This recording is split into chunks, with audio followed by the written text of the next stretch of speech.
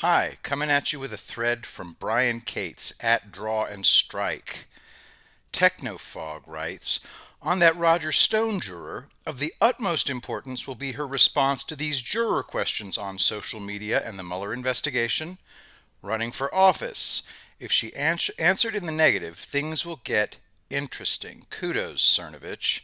This is all based upon the fact that one of the jury foreman in the Roger Stone criminal case turned out to be this massive anti-Trump Democrat who had run for Congress. Okay, so Brian Cates writes, I have not seen the answers this jury forewoman gave yet, but I strongly suspect at this point these four prosecutors suddenly bailing on the case might have something to do with this. Remember, the defense moved to strike this person from the jury. The judge ruled that she stay. Let me remind you all what happened since last November around this case. 1. Trump suddenly nominates U.S. Attorney Jessie Liu to a top Treasury Department job. She accepts. Trump nominates Timothy O'Shea to replace her. She is the one who has been guiding the Stone case. 2. All four prosecutors suddenly agree amongst themselves they will brief the DOJ one sentencing recommendation, but then actually file a far more lengthy recommendation with the court. With me so far? There is only one reason these prosecutors would do this. They expected to get cover from both the U.S. attorney overseeing the case and from the judge presiding over the case in court. Despite DOJ complaints about the tactic, Liu and Judge Jackson have their backs. As expected, when the DOJ sees what this prosecution team actually filed in Judge Jackson's court, there is an objection. This is when U.S. Attorney Jessie Liu was supposed to step in front of them and provide the necessary cover for the prosecutors and the judge to proceed. See, here's the thing about being nominated but not confirmed yet. Technically, Liu was still the U.S. Attorney for the District of Columbia. O'Shea wasn't supposed to really replace her until she had been confirmed to the Treasury job. Then, all of these next two things happen in the span of 2 days. 3. The DOJ suddenly files a counter to the prosecution team's own absurd filing.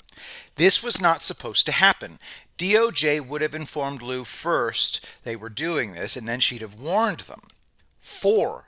When the prosecution team rushes to contact the U.S. Attorney's Office in D.C. for an explanation, what they discover so surprises them that all four team members resign within hours of each other. What did these prosecutors discover before anyone else did? Only this. 5. The Stone prosecution team discovers two things. A. Trump had just withdrawn Liu's nomination to that cool new Treasury job, and B. Attorney General William Barr had just told Liu that O'Shea was replacing her immediately.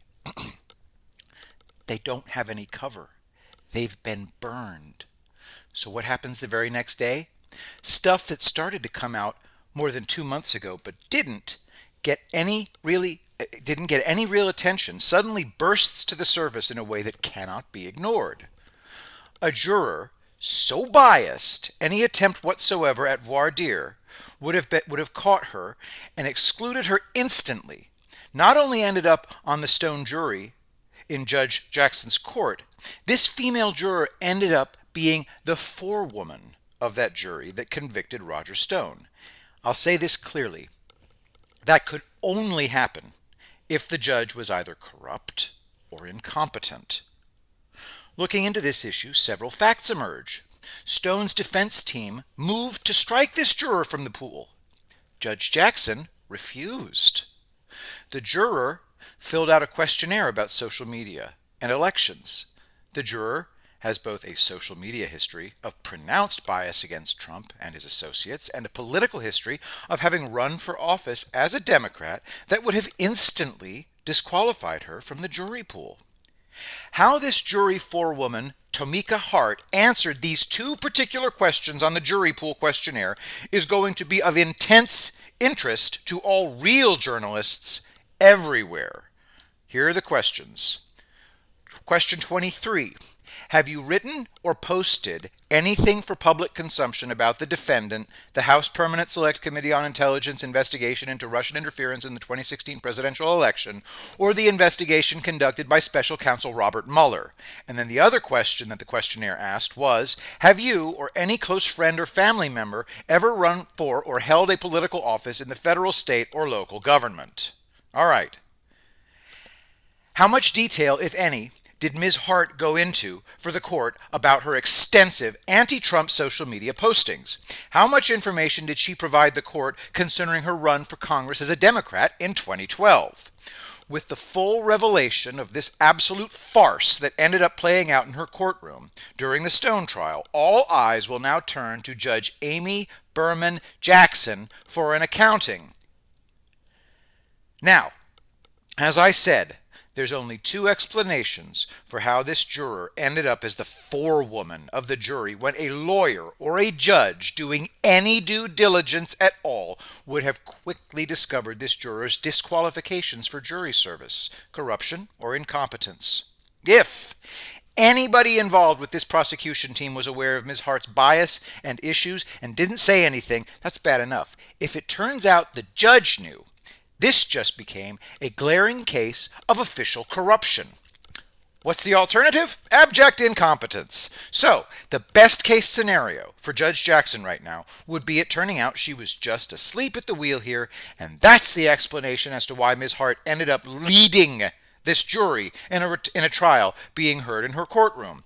Whether the answer turns out to be corruption or incompetence, one thing is clear to me at this point. Judge Amy Berman Jackson needs to be recused from this case. I look for that to happen soon. Addendum.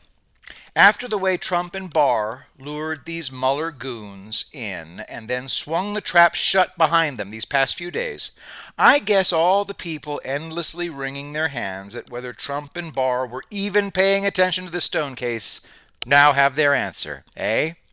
Does Trump need to pardon Roger Stone if the entire case is about to get tossed due to epic prosecutor and judge misconduct? It's a valid question at this point. And here's what crashes through this thread. To finish up, David said, sorry about whatever happened to your head, dude. Well, anyway, thank you for listening, folks. Enjoyed this thread.